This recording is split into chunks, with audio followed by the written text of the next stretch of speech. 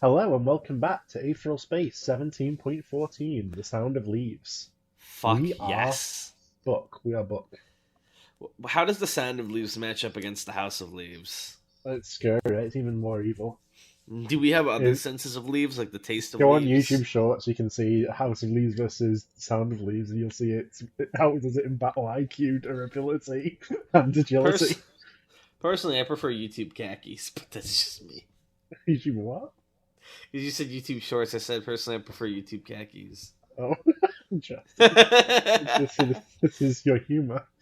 Yeah, I'm a funny guy. What's That's why I had to humor? explain It's it quite afterwards. advanced. Is this the humor of 2026?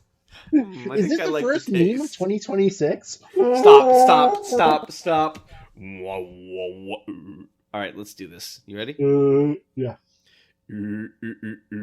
That's what I imagine every time fucking Nyan talks. This is just sans noises. As time went on, secrecy became less of a concern for Nigen Rush. Zephyr Pandershi already knew he was here. The Sealy Rangers watched from a distance, but did nothing. The people of Ward 8 had already come to know his face and his name. His hope that his quarry would come out from Oberon and face him like a man was growing more and more distant, but he wasn't prepared to spill undue blood just yet. When he'd first arrived on Zepan, Negan had done his best to hide his nature as an Aether user, but clearly there was no point in doing so. Soon enough, he was displaying the light of the mind openly, showing off techniques and mind-boggling gymnastics for the amusement of the masses. In a world where every need was met, the only profession still available was clown. Children gathered and watched in awe as Negan sculpted the sparks in his hands into the shapes of dragons and knights. They cheered as he juggled knives and forks and pens and pencils lightning fast, without ever dropping a single one. They listened intently as he let slip just the slightest details of the outside world, vague as could be for the time being. He was not here for revolution, after all. And all the while, from a distance, Puck watched. Hazley had told Negan about that onion-headed thing. She'd called it a mascot, but it seemed to Negan that it was definitely some kind of automatic, and he had no doubt that Zephyr Pandershi was watching through its eyes. It seemed to Negan that, while he lived life brazenly, that lifeless thing was seething. "Come on," he thought. "Come on. Come out here. What are you waiting for?" "You are a thoughtless man," said Puck. Negan Rush turned his head. He'd been messing with the back door of Hazley's house, trying to see if there was any getting around the gratitude lock that had appeared there today. More specifically, he was trying to see if he could use it to communicate directly with Oberon. From what he understood of Zephyr Pandershi, he didn't seem like the kind of man who could deny a direct challenge to his authority. Hazley's mother had been reluctant to let such a suspicious stranger into her home, but Hazley had managed to distract her and get her somewhere else for the time being. Negan had expected to be able to work in peace, but had prepared himself for interruption all the same. He hadn't expected that interruption to come from an onion-headed mascot of all things. "I beg your pardon?" he asked, frowning. Puck stood stock still in the door, silhouetted against the artificial light outside. Its binocular eyes seemed to stare right into Negan's soul, its painted-on smile like a dark wound.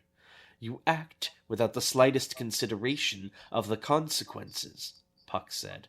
"Truly a foolish individual." When Negan had heard Puck speak before, it had been high-pitched and cheery, like an exaggeration of a child. But not right now. Now it was speaking with a voice full of contempt, the borders of a character formed from audio artifacts. Negan frowned as he turned around fully, abandoning his work. It seemed perhaps it wasn't necessary anymore, anyway. "I take it I'm speaking with Zephyr Pandershi?" he asked, voice low. Puck stepped fully into the room, the door sliding shut behind it and extinguishing the false sunlight from outside. "You take it wrong," it said. "I am everyone's favorite." Puck! "I see. So you're an automatic that works for Pandershi, then?" "Broadly speaking, that's correct." "Did he send you here to dissuade me?" "No." Puck's head stiffly shook from side to side. "This was my own prerogative." Negan's frown deepened as he stood up fully, his hand already resting on the sheath of his blade. They said that Nigen Rush was the best swordsman there was. Negan himself wasn't so sure about that, but he was confident in his ability to slice this machine into cubes the second it tried anything. "I see," he said quietly. "And what is it you intend to do by your own prerogative?" "It is as you said. I must dissuade you. Your presence here is an unacceptable danger to the people of this ward." "How so?" Negan raised a pale eyebrow. "Curiosity killed the cat. You've heard this. This is a world of cats. Your presence, a source of knowledge about the outside world, inspires curiosity like nothing else. Surely you follow." "You're worried people will try to leave? That they'll get themselves hurt?" Negan asked. "That's the price of being free. It's far better than living in this comfortable cage you people have constructed for them." "The perils of the outside are not my concern. The danger comes from inside. The director is a jealous man, and you're a man that inspires admiration. Events will follow naturally from there, with disaster at the end." Negan ran a hand through his hair. "There would be no need for me to stay here if that man would face me," he said coldly. "If you must tell your master anything, then tell him that." "You must leave now," Puck insisted urgently, taking a heavy step forward, "without farewells or promises for reunion. Do you understand?" Negan took a step forward as well, looking down at the automatic with gray eyes so sharp they were like blades themselves. His hand was now not just resting on the sheath, but holding it ready. This was a man who would not be denied. "I shall not leave without fulfilling my goal here," he began, before sighing. "But you're right that I've remained here too long. I'm done waiting. Come tomorrow, I am doing what I came here to do, whether that man is brave enough to face me or not. Then I will leave you to your false paradise." "Tomorrow will be too late!" Puck's voice distorted as it shouted, but Negan paid it no heed. "Tomorrow will be fine," he said in a tone that permitted no argument. "I shall raise my blade against the one that betrayed me." He stepped past Puck into the doorway, and as the doors slid open, allowing the light in once again, he turned his head to look back at the automatic. "And if anything ill should come for the people I have met there, then I will simply raise my blade against that calamity as well." He stepped over the threshold, and the doors slid back shut, plunging Puck into darkness. The automatic stared motionless at the sealed doors. If it had lungs, it surely would have sighed in that moment as well. A truly naive and arrogant man. Oh? Was he an arrogant baby? Mm-hmm. Who knows? Negan Rush grasped with his own two hands. "You're leaving?" Hazley asked, aghast as she chased after Negan. "You're really leaving?" Negan Rush's face was set as he strode through the forest. This would be his route. He'd circle around to the tram station, break through, and make his way into Ward 7. Then he'd force his way into the next ward along, and the next, until he got to Ward 1 and could enter Oberon proper. Then he'd put an end to this. With those plans in his mind, he replied without hesitation. "I am," he said. "I've been away too long already. The Supreme Heir is waiting for me." "Who?" "The person I'm promised to," Negan replied, his gaze straightforward. "The person whose oath that bastard betrayed. I need to get back and continue her training." Wait, so Musashi trained her in both versions of himself? Yeah, that was the whole thing. She didn't recognize him? No, this is what Art 10 was about. When they changed him, his face didn't change, did it? I know his hair color did. Oh, okay. That's sad. No one recognizes him at all? No. That's sad. She's been talking to Hazley. She's not like, "Hey, you're that guy." I know, it's just sad. He replied without hesitation. Sorry. Person I'm promised to. Okay. "What about my training?" Hazley frowned. "You said you trained me up to your level." For the first time, his eyes flicked down to glance at her, and there was a gleam of guilt in them. "I never said that, but depending on how things go from here, you might get that opportunity." "What do you mean?" He took a deep breath. "Well, perhaps the cats will be running free by the end of today." "Oh. Huh. What?" Despite the gravity of the situation to come, Negan couldn't help but smirk. That really would sound like nonsense to anyone else, wouldn't it? Finally, he stopped in the middle of the clearing, turning to Hazley. Listen, he said. I've seen the cage that is your world, and I've walked among the people that are its prisoners. I will be leaving, yes, but when I do, it will only be after I've opened the cell doors and everyone can leave with me. Understand? Hazley looked at him, eyes wide as if he just revealed some insanity to her. Hesitantly, she leaned in. You're going to take down the director? She whispered, knowing it was useless to lower her voice, knowing countless ears were no doubt listening to those words. Negan hesitated just for a moment. Then he gave her a firm nod. Yes, he said. Guy who lies? Guy who lies all the time? Guy who's never told the truth in his life? Musashi, that's what you should be mad at yourself about. You're a liar. That word was the starting bell.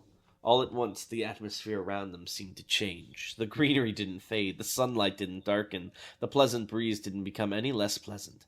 And yet, Hazley could feel a sensation like something crawling down her spine. Her skin felt cold and clammy. It was like she was suddenly a drowned corpse, just crawled out of the ocean. An awful, awful feeling. Hazley shuddered. Negan did not.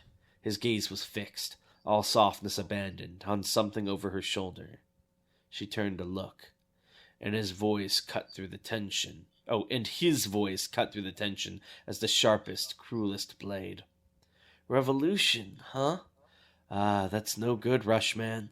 You can't go talking about stuff like that without checking who's around first.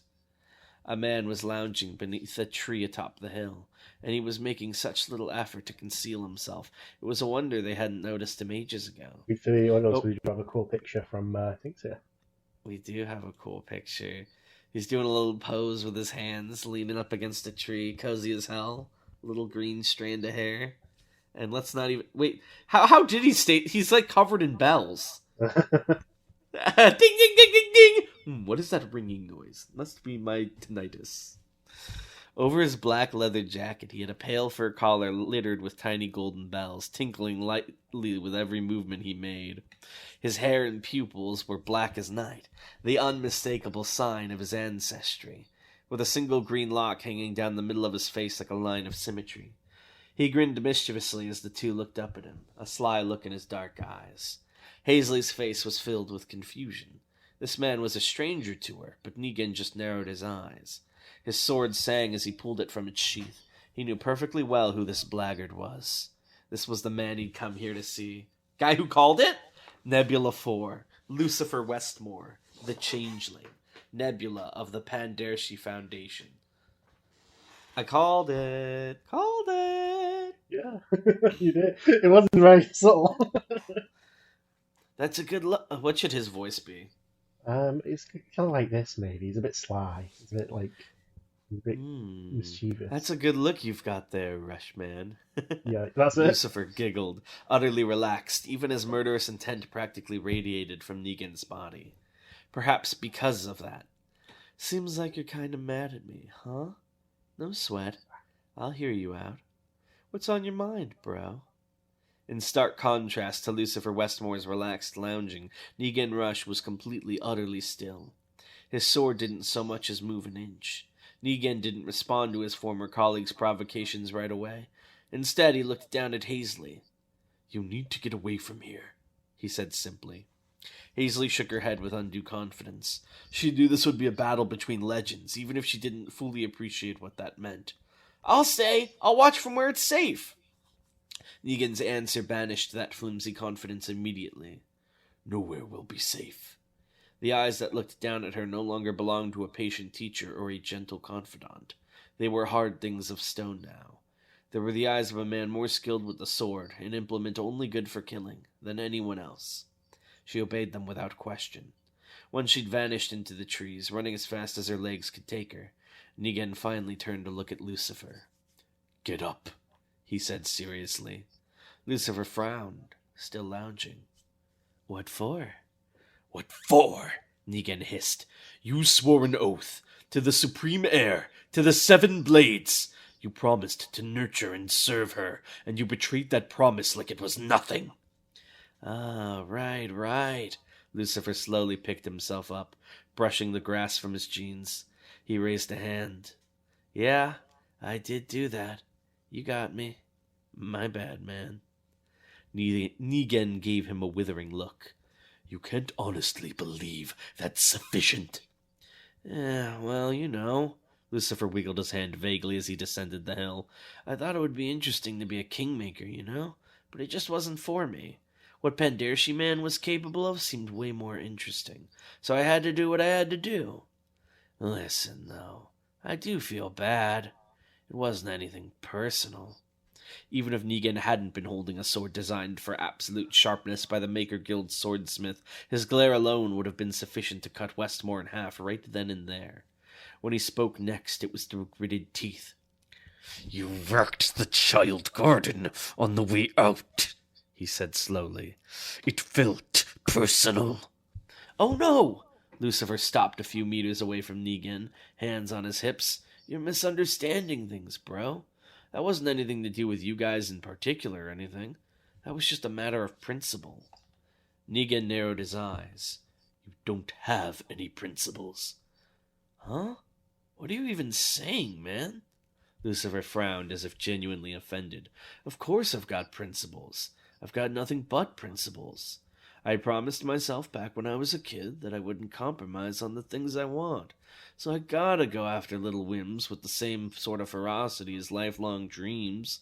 That's my honor, you know? You've got some nerve talking about honor. Lucifer sighed, scratching the back of his head. Well, I wasn't gonna mention it, but a climber girl's looking pretty different, huh? Why is this guy so obsessed with gender? It's just how he refers to people. What, that was a different kid just now? No, that's weird. Didn't you swear an oath or whatever to her, too? Is she hiding behind a bush or something? A leave of absence is hardly the same thing as an abandonment. Well, all I'm saying is that it seems like a pretty long vacation to me. But what do I know? Lucifer smirked, shrugging lightly. My point is... What was my point? Wasn't Aklyma pissed because Negan was gone so long? He was mentioning that Negan was pissed because Lucifer fucked off. So we're seeing that. My point is that I'm not going with you, I guess. Nah, I'm not interested in that at all, he snickered. Mind you, Pandershi man's sort of starting to lose my interest too, but I don't want to go back and put on skin I've already shed. Hey, that's another principle right there. Negan lifted his sword, bright as a beam of sunlight, and pointed it at Lucifer's face. He didn't use radiance, though, right? He's just infusing it's just a sword. shit. Yeah. With each mocking word Lucifer had thrown out, his resolve had hardened even further. He and the changeling had never been friends, but at this point he was more than happy to become enemies. Draw your weapon, he said. Unlike Negan, Lucifer did not wield a sword. Instead, he had 2 tonfa batons strapped to his hips, and with an exaggerated sigh he flipped them into his grip. One he dangled carelessly from a finger, the other he just kept spinning, again and again and again. Are we seriously doing this, Rushman? He cocked his head. Come on, come on. Can't you just give me my severance package and head on home? Ready yourself, Negan replied with finality. The time for negotiations had long since passed. Yeah. With strength and speed far beyond the common man, Negan Rush kicked off, leaving the ground unharmed behind him. His sword swung as cleanly as if it were part of the air itself. He was no different to any of the trees or leaves in this clearing. He was part of the world and nothing more. To him, any self-image above that would be mere arrogance. Pale aether sang around his humility. His opponent, on the other hand, was the very embodiment of selfishness and self-determination.